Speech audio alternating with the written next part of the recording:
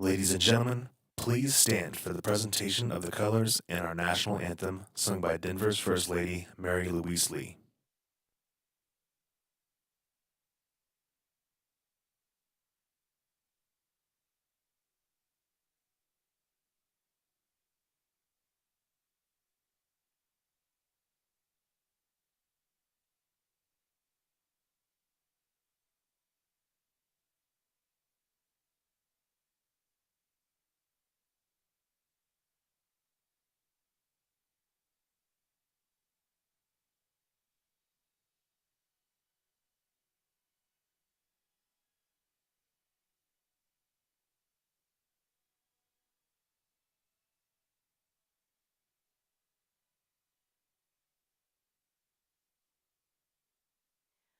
Oh, say, can you see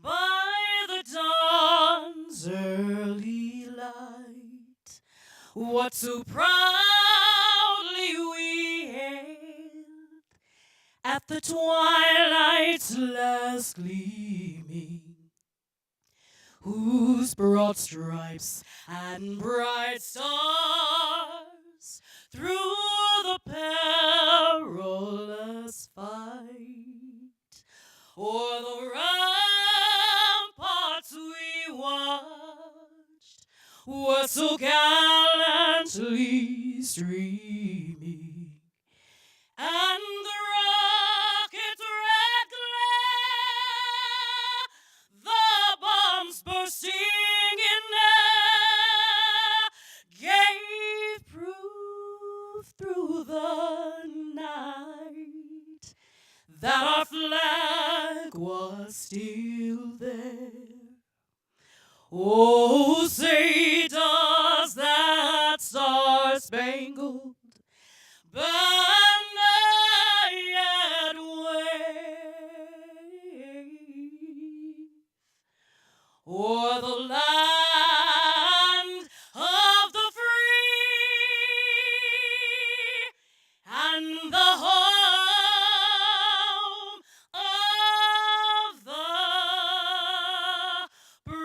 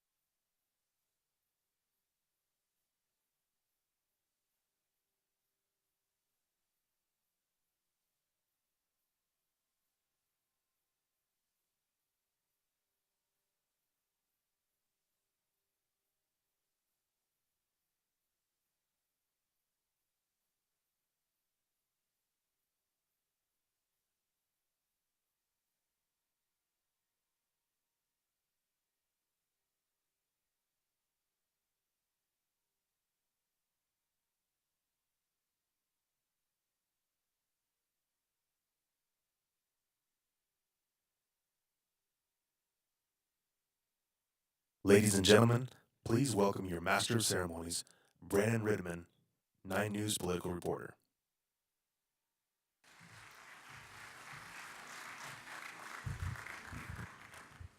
New kind of microphone for me. How's everybody doing? All right, good evening to everybody. I want to welcome everybody to tonight's forum. We've got a pretty big turnout here, so thank everybody for showing up. First off, we want to thank the Colorado National Guard, Honor Guard, and Denver's First Lady, Mary Louise Lee, for the presentation of colors and national anthem. Excellent job.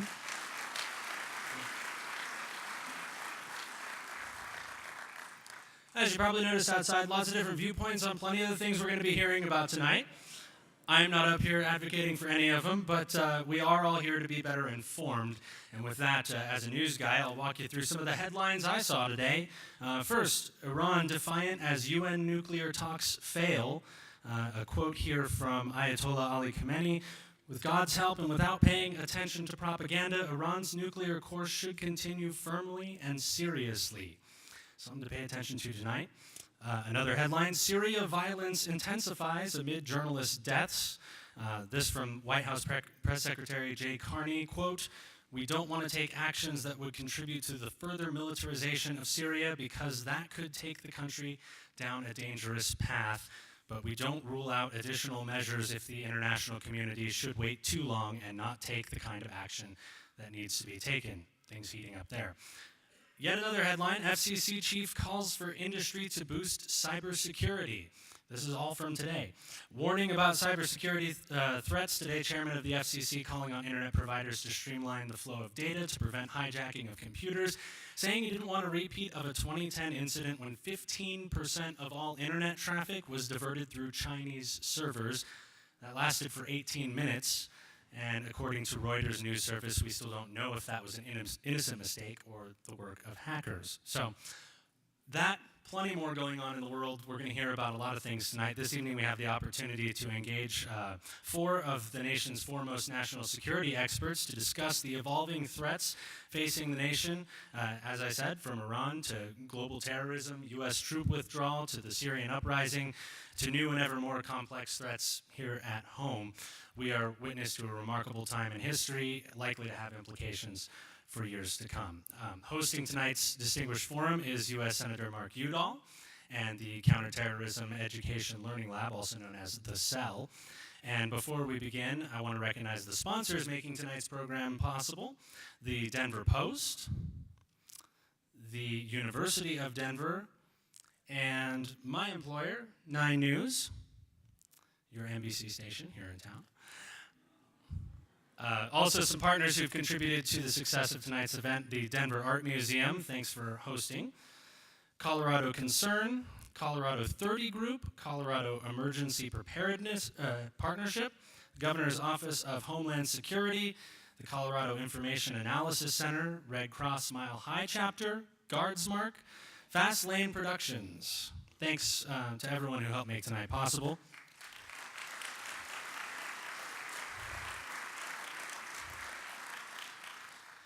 And we have a number of elected officials and leaders that we want to recognize this evening in attendance. First, U.S. Congressman Ed Perlmutter, Congressman Doug Lamborn,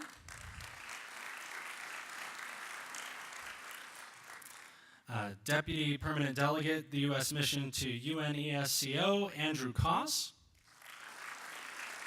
There you are.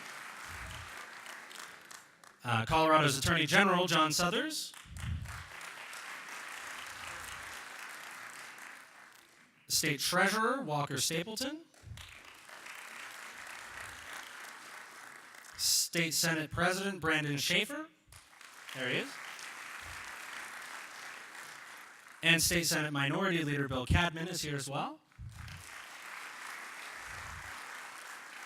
And we have several more elected officials, other federal officials, military servicemen and women, first responders, community leaders, all here this evening. Give everyone a hand who showed up here with their dedication and service. And before we kick off the panel tonight, we're going to see a brief video presentation from the CEL called Voices of Hope, Voices of Reason.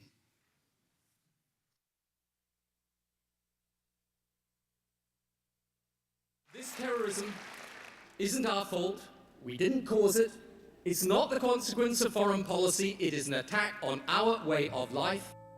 The attack of September 11, 2001 is one of those times in American history where everyone remembers where they were, what they were doing. It's one of those things that marks a generation or several generations. If you don't nip hatred in its bud, if you reward hatred, if you reward threats of terrorism, it's simply going to increase. It doesn't take courage to shoot a policeman in the back of the head or to murder an unarmed taxi driver.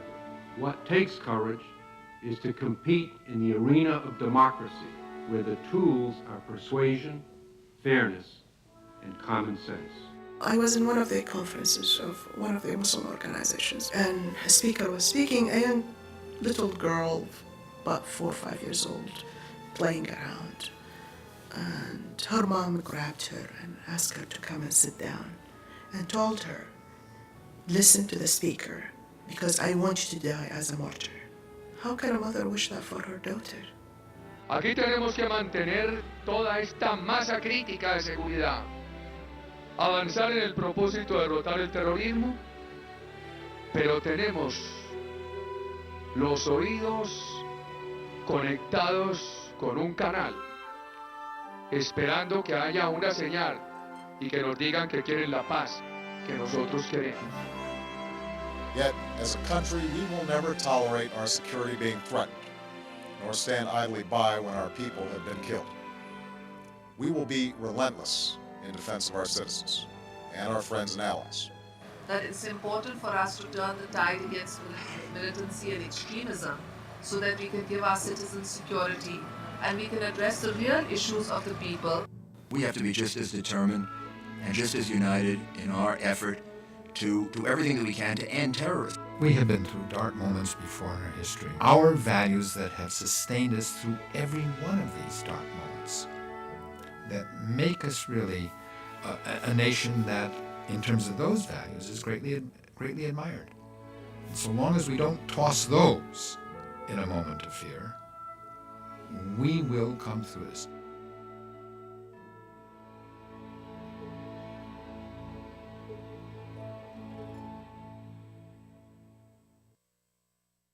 Please welcome the founder of the Counterterrorism Education Learning Lab, Larry Mizell.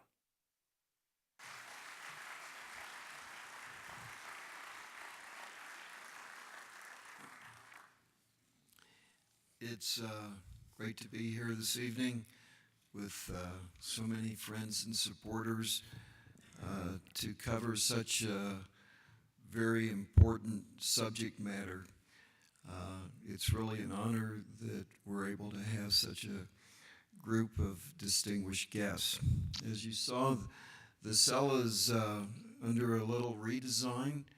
Those of you that joined us for the 10th anniversary of 9/11, we had a few of our close friends in Civic Center Park, a little over 35,000, and it was quite an event. And we took that as really a launching place to say, you know, we need to make an important part of the cell, part of what has changed our lives here in this country. And you'll see further information as we open, but the 9/11 event and the World Trade Center steel will be part of it. And we urge all of you to watch for the opening that'll be in April. We have had an ongoing speakers series over the last 30 years, and we expect to continue to do those things that are of material importance to our country and to each and every one of us, regardless of the political spectrum. It's nonpartisan. We cover the issues as they deal, not in a political sense, but really in those views that are appropriate for our country and for our state. The comments a few minutes ago of things that are going on in the world, it makes it kind of timely, and I'm sure our panel will comment on those things that we don't know about, and those things that we're supposed to know about. And it will be meaningful, and it does affect all of our lives. We really have someone who's important to our country and our nation, who happens to be our own Senator Mark Udall, who's the co-host tonight. He is a very, very good friend. He has been a strong supporter of the cell from its very beginning and from its initiatives. Senator Udall is represented in the Senate. He was in the House. He is on the Armed Services, Energy, Natural Resources, and the Intelligence Committee. Gives him a very unique platform for his comments here tonight. It's wonderful to introduce a great friend of Colorado, a wonderful person for the United States, and a good friend of mine, Senator Mark Udall.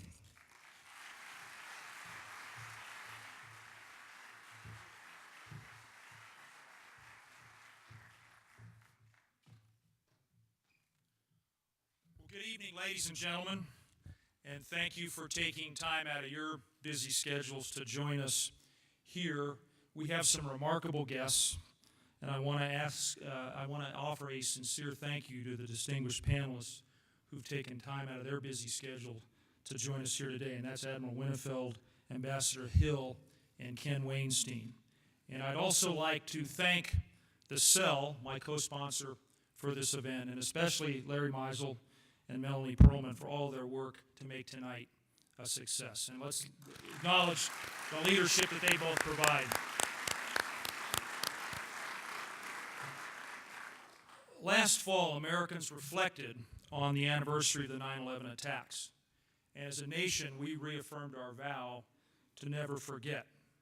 But it's not enough just to remember. In the aftermath of the tragedy, we must apply the hard lessons we've learned in the months and the years after. I want to set up our panel discussion here tonight by examining what I think those lessons are and how they can inform our actions in a post-9/11 world. When we went to war, we believed that global terrorism was our single greatest threat.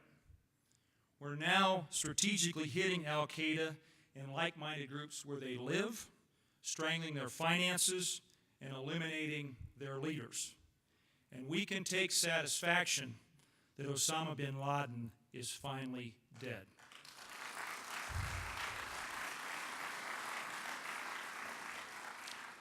But new threats have emerged. Clouds are gathering again in the Middle East. Iran continues to develop nuclear capabilities and has literally threatened to shut down the Strait of Hormuz and oil supplies to parts of Europe over new sanctions. UN inspectors trying to determine the possible military dimensions of the Iranian nuclear program have literally just today been denied access to suspected facilities. And Israel is warning that it may strike Iran's nuclear facilities. Syria is teetering on civil war. In Homs, the crackdown by the Assad government is so brutal that the Red Cross is working to negotiate daily ceasefires so the wounded can be evacuated. Egypt's interim government offers cause for serious concern, and Libya is far from stable. Pakistan continues to play both fireman and arsonist in an effort to hedge against Indian influence. Its growing economic and political instability, along with its status as a nuclear power, continue to raise the stakes in the region. Here in the United States, high-profile cyber attacks have raised anxieties about the security of our indispensable computer networks, and I believe the next major battlefield may well be in cyberspace. So how do we respond to these threats? We can't answer that without looking at the lessons we've learned since 9/11. Osama bin Laden envisioned 9/11 as the first in a series of attacks that would destroy our symbols and power centers, erode our confidence, and undermine our society from within. If you will, death by 1,000 cuts. Our response to a 21st century attack was to launch two 20th century style wars. 10 years later, many of our troops have spent half of the last decade in combat. Thousands of Coloradans have been killed or wounded, and those fortunate enough to come home have found an America drowning in debt from unpaid-for wars and deficit-financed tax cuts. And one of the most important lessons we've learned is that we cannot effectively project strength abroad if we're economically weak here at home. The national debt is one of the most significant threats to our national security. And in fact, Admiral Mike Mullen, the previous chairman of the Joint Chiefs, said exactly that in testimony to the Congress last year. I've been an evangelist on this subject. I strongly support the Bowles-Simpson blueprint that would reduce the deficit by over $4 trillion over 10 years. An important part of that debt reduction must include how we budget for the Defense Department. Make no mistake, we can trim the defense budget in ways that won't leave scars. U.S. defense spending dwarfs every other nation's security budget, and yet DoD has never done a full audit. I've long called for an accounting of our defense budget. We owe it to every American taxpayer to ensure that the Pentagon knows exactly what it's spending. Moreover, as we emerge from two ground wars, our budget situation requires that we be more strategic about how we use our limited resources to address today's threats. I'm reminded of that old saying that there's no limit to virtue, but there's a limit to dollars. I think the corollary is there's no limit to what we can do national security-wise, but there is a limit to dollars. Since I joined the Senate Intelligence Committee last year, one of my responsibilities has been to read reams of information about the threats, terrorist plots, and covert missions. Information that's keeping me up at night. I'd like to tell you it's also turned my hair white, but that's my children that's done that. But I read those reams of information to ensure that we have the knowledge and the analysis to make critical national security decisions. And as our focus on big land armies gives way to a greater reliance on special operations missions and remote-controlled warfare, the boundaries between our intelligence agencies and military are blurring. If the world is now the battlefield, what limits are there on whom we strike and where? What responsibility should our government have to share information with Congress and the American public? I believe we must redouble our efforts to align the use of advanced technology with our fundamental principles. We also must adapt our oversight and ensure we don't recreate a climate similar to that after 9/11, in which Congress passed overreaching laws in the name of security, or worse, where the administration actively pursued detention and surveillance programs without the Congress's knowledge.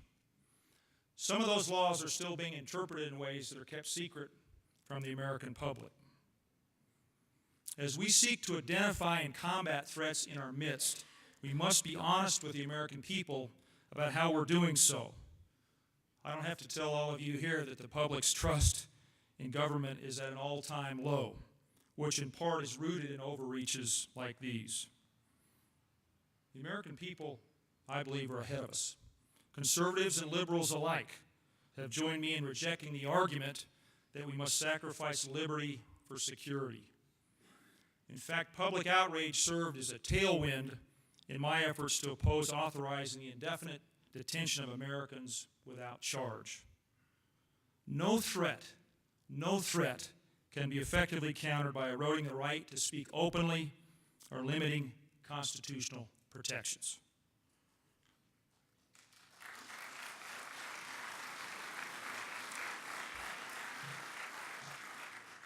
As we bickered amongst ourselves about patriotism and overstepped constitutional boundaries, a narrative has developed that it's unpatriotic or weak to question how or where we use military force. But we must think decades out instead of only reacting to events in the next election cycle, or we risk taking on further commitments that we can ill afford. I agree with former Defense Secretary Gates, a great American, a patriotic American, who said any future defense secretary who advises the president to again send a big American land army into Asia or into the Middle East or Africa should have his head examined. For example, we could easily topple the Assad regime in Syria, but we've learned that it's far costlier and more challenging to win the peace than to win the war. I opposed the Iraq War in part because we had no plan for what would happen after Saddam fell. Those fears were validated. And now we would be taking another unacceptable risk if we were to arm the Syrian opposition without knowing more about who they are. In the 21st century, our strength as a nation extends far beyond the barrel of a gun. Now rest assured, we will continue to have the most powerful military in the world. But the U.S., we will. But the U.S. should never again have a doctrine of shoot first, ask questions later. I've come to believe that we need to reconsider how we strategically deploy not just what's known as hard power or coercive power, but smart power to seek what we want through relationships and influence. Consider Iran. If it continues its nuclear ambitions, Iran will pay dearly. And I believe that no option should be left off the table. But crippling new sanctions are already tightening the screws. It's not weak, I should say, to plan strategically and match tools to threats. Agreeing with Secretary Gates, I oppose another lengthy military engagement in the Middle East, and we should acknowledge that sending troops to Tehran could do more harm than good.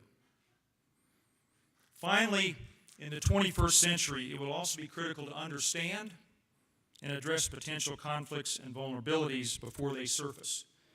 We know, for example, the most likely reason for unrest will be conflict over resources, such as water or oil. From a national security perspective, it's completely and absolutely irresponsible for us to continue our dependence on foreign oil. The addiction makes us beholden to an unstable region of the world, and every minute that we don't make developing renewable energy an economic imperative, we fall further behind nations like China, India, and Germany. The longer we're reliant on fossil fuel, the longer we're contributing to conditions that we know will lead to violent conflict, famine, and unrest in the decades to come. So where does that leave us? In my view, the next decade should be about recalibrating our national security strategy to meet new threats and budget realities. Some project an era of decline, but they don't know the America I know and you know. We'll continue to be, as that great Coloradan Madeleine Albright called, the indispensable nation. Let me end with this. The Great Seal of the United States depicts a bald eagle holding an olive branch in one set of talons and a set of arrows in the other. Over the eagle's head, a banner displays our national motto, E pluribus unum, out of many, one. I don't know about you all, but I've always found it thought-provoking that the eagle faces the olive branch while clearly brandishing the instruments of war. It's clear to me that that eagle, who is us, will do whatever it takes to defend our freedoms. And it's equally clear that our national symbol represents, even in the 21st century, the right national security posture, tough but smart, willing and able to deploy all of our weapons, starting with the Bill of Rights and including our economic, political, diplomatic, and military might. Thank you all for being here tonight. I look forward to the panel discussion.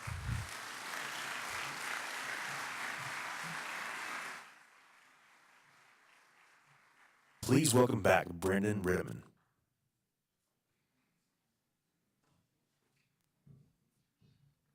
We got our members of the panel coming up here, and I'm going to tell you a little bit about each of them. And thank you, Senator Udall, for that speech, and glad at least you haven't started pulling the hair out.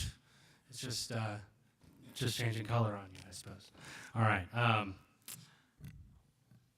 Well, we've got a lot of brain power up here and a lot of experience in foreign policy and diplomacy and national security, and we're honored tonight. We have a lot of people out here in military uniforms, but none of them have quite as many stripes on the sleeves as this man up here.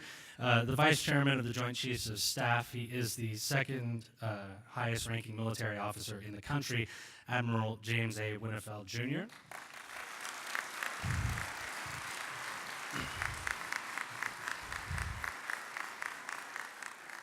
For those who don't know, he's served here in Colorado as commander of NORAD NORTHCOM. He has served with 3 fighter squadrons, flying the F-14 Tomcat, and he's been an instructor for the Navy Fighter Weapons School. Immediately after the terrorist attacks on 9/11, he led the USS Enterprise through her 18th deployment, which included combat operations in Afghanistan in support of Operation Enduring Freedom. He has shore tours, including service in the Joint Chiefs Operations Directorate as senior aide to the chairman of the Joint Chiefs of Staff and as executive assistant to the Vice Chief of Naval Operations. Admiral Winnefeld's awards include the Defense Distinguished Service Medal, Defense Superior Service Medal, and the Legion of Merit, as well as the Bronze Star. Please welcome the Admiral.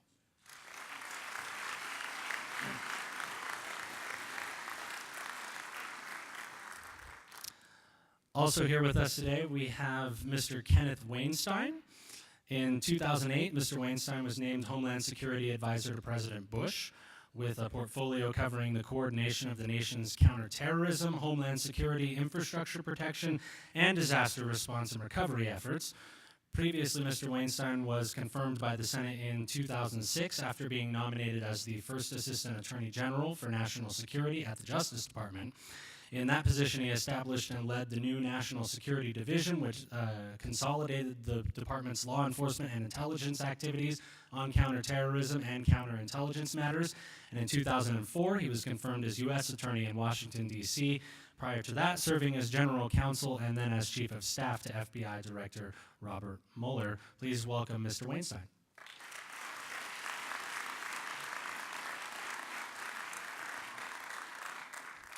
I'm not going to be standing at this podium all night. We have a moderator for this evening's discussion, Ambassador Christopher Hill, right here next to me. Ambassador Hill currently serves as Dean of International Studies at the University of Denver. Previously, he served as U.S. Ambassador to Iraq from April 2009 until August 2010. Ambassador Hill is a career member of the Foreign Service, whose prior assignment was Assistant Secretary of State for East Asian and Pacific Affairs. He also has served as Ambassador to the Republic of Korea, and in 2005 was named as the head of the U.S. delegation to the six-party talks on the North Korean nuclear issues. He has also served as U.S. Ambassador to Poland, the Republic of Macedonia, and as Special Envoy to Kosovo. Ambassador Hill received the State Department's Distinguished Service Award for his contributions as a member of the U.S. negotiating team in the Bosnia peace settlement, and was a recipient of several awards for peace negotiations for his work on the Kosovo crisis. Please welcome Ambassador Hill.